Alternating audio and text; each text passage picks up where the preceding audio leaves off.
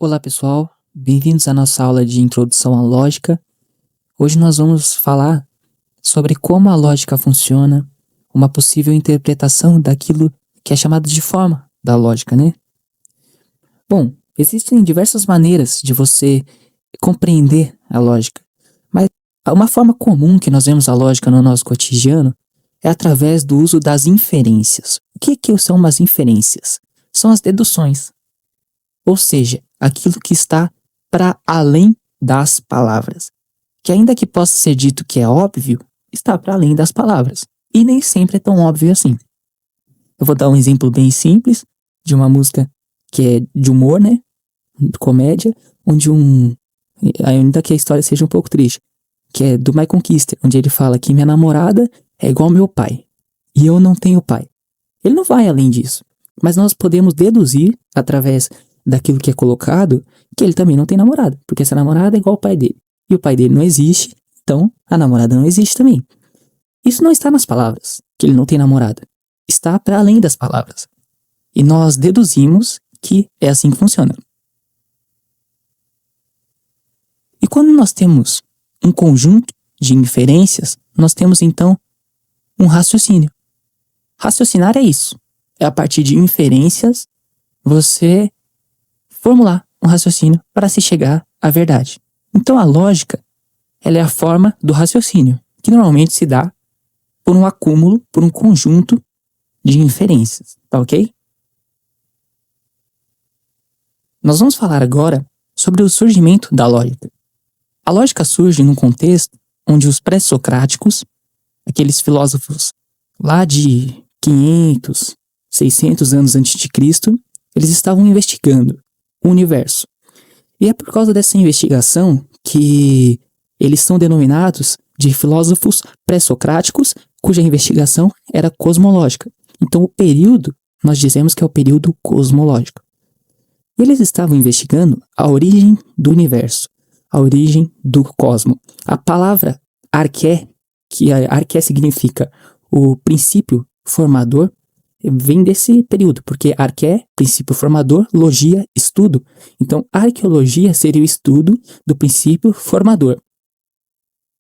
Eles não possuíam todo o utensílio, todo o conhecimento que nós temos hoje, como o método científico, como os métodos da arqueologia. Então, eles usavam o quê? A lógica. Para justificar a transformação, para justificar a mudança, eles usavam a lógica. Eles se perguntavam, eles se sentiam perguntados sobre o que é verdade, sobre o que existe e o que não existe. Então a lógica, no período pré-socrático, onde ela surge com a seguinte missão: a realidade, ou seja, o ser.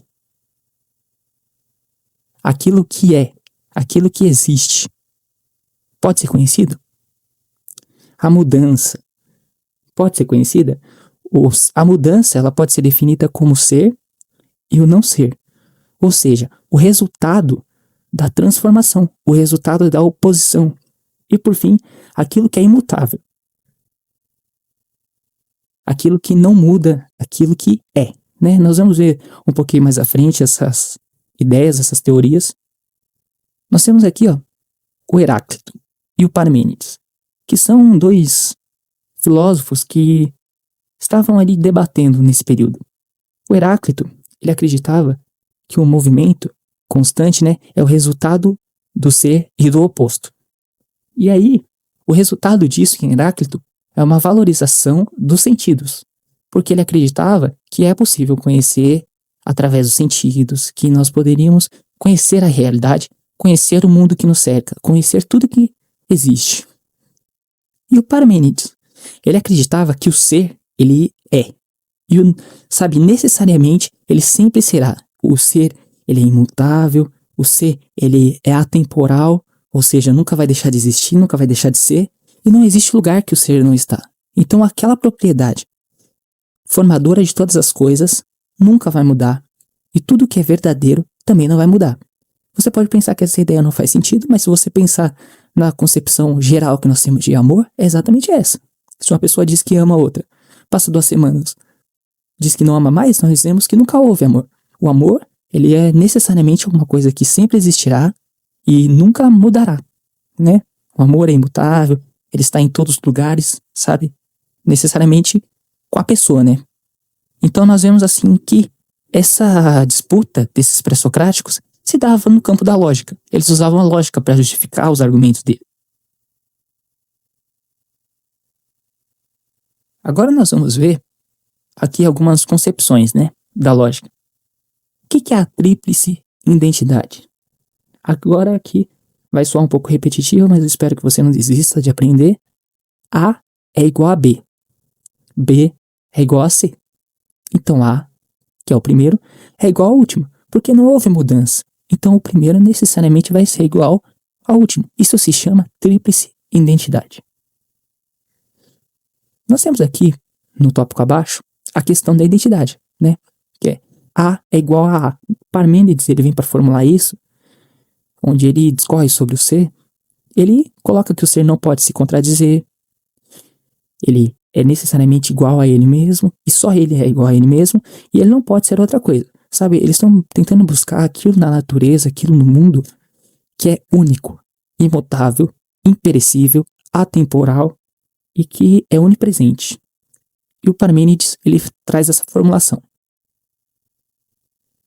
E nós temos aqui também o princípio do terceiro excluído. O que é o terceiro excluído? É essa ideia que nós temos de que ou é ou não é, ou sim ou não. Não existe mais ou menos. O ser, ou ele é, ou ele não é. Entende?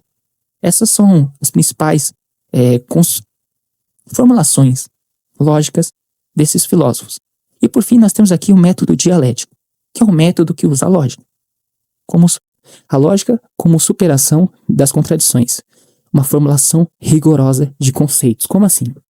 Um dia Sócrates estava debatendo e o seu oponente disse: justiça é dar a cada um o que é de direito. Isso é você formular um conceito. Dar a cada um o que é de direito. Isso é a justiça. Então, Sócrates pergunta: imagina que você me empresta armas na sua sã consciência. Passado algum tempo, você está louco e me pede essas armas de volta. Eu deveria te devolver? Se você me empresta em sã consciência, você me pede no momento que você está louco. Você é um perigo para você mesmo, para as pessoas que você ama, para a sociedade. Eu deveria te devolver? Aí, o oponente de Sócrates diz: não. Mas você não tem direito a essas armas? Elas não são suas? Aí ele diz: sim. Então nós vemos que através de uma formulação rigorosa de conceitos, a definição de justiça do oponente de Sócrates não cabe. Pela lógica, ela se contradiz. Então, o método dialético é isso. É você eliminar as contradições e talvez até o discurso inteiro do seu oponente. Esse é o método dialético, usado por Sócrates. Nós temos aqui uma forma de eliminar aquela contradição de Heráclito e Parmênides, essa contraposição. O Platão, ele encontrou, a maneira que ele encontrou é a seguinte: o dualismo platônico. Como assim? Existe um mundo onde tudo perece, onde tudo morre, e um mundo onde tudo é eterno, tudo é imutável. Qual seria esse mundo? O mundo das ideias é o mundo eterno, imutável, e o mundo que nós vivemos é o mundo perecível. Essa é uma forma que o Parmênides e o Heráclito, eles estão resumidos. Eles estão, digamos, sendo explicados. Essa contraposição entre sensível e inteligível, ela é a forma que Platão encontra de solucionar o problema. Tá ok? Deixe aí nos comentários se você tiver alguma dúvida, se você gostou desse formato de vídeo. Se você gostou, deixe seu like, se inscreva no canal. Até a próxima.